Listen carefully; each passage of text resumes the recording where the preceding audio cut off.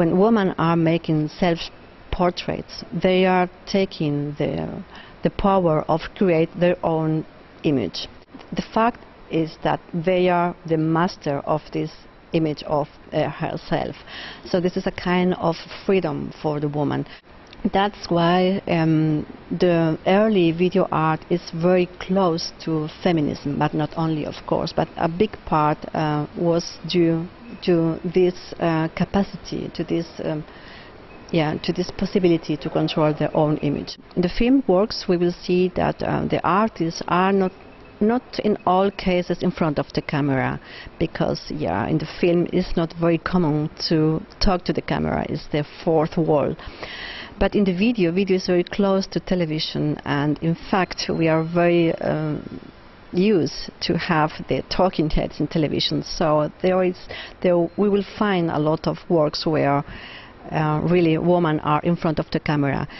In the program, as I told before, feminism is not the focus, so I try just to address these women artists as subjects, and if they want to talk about feminist issues, that's good. I accept it, and I want it, of course, to have this part, but if not, if they are just asking themselves how I am, how I want to show myself, what's the things that are existentially challenge my life, that's for me very interesting too, and I try to have a very big panorama to stage the own person, the own body in moving images.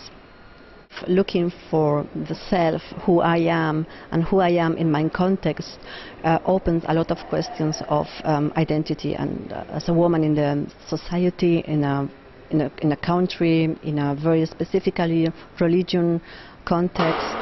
Normally we are used to have portraits and self-portraits in the traditional arts like painting, sculpture, drawing, and I was asking myself what happened when this self-portrait suddenly had a time dimension, when there is an end, a beginning and an end. What happened in between?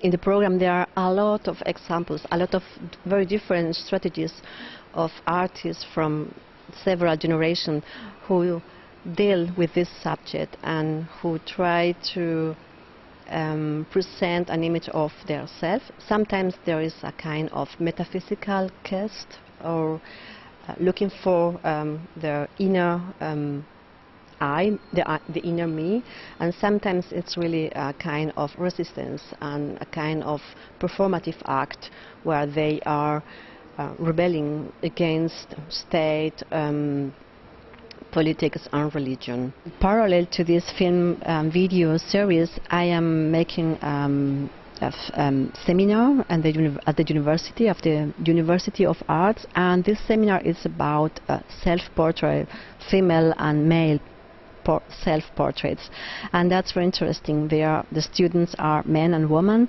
and of course there are other issues, and it's very interesting to contrast both positions. And maybe if you ask me, well, why I choose only the woman, well, it was, as I told before, I was working in this feminist archive project, and I became very interested in really, how women, only women, portray themselves on moving images.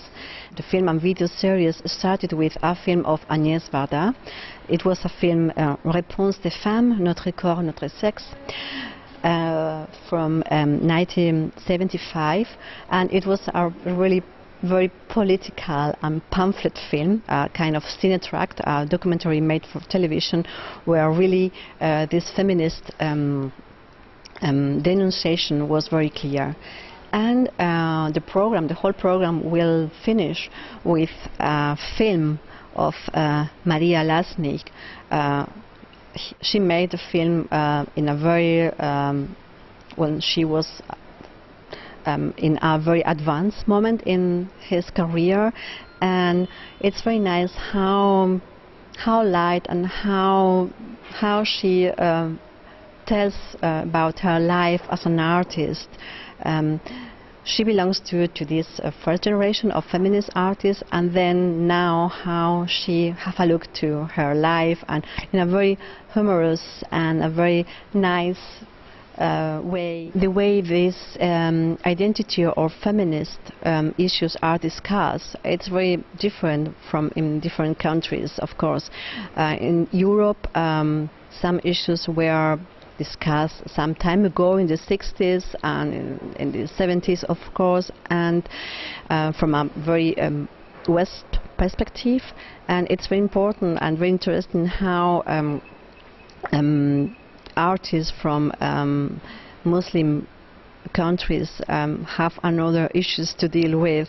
The screenings are every Thursday, all this January month, so you are already the opportunity to come for the 3 screenings left.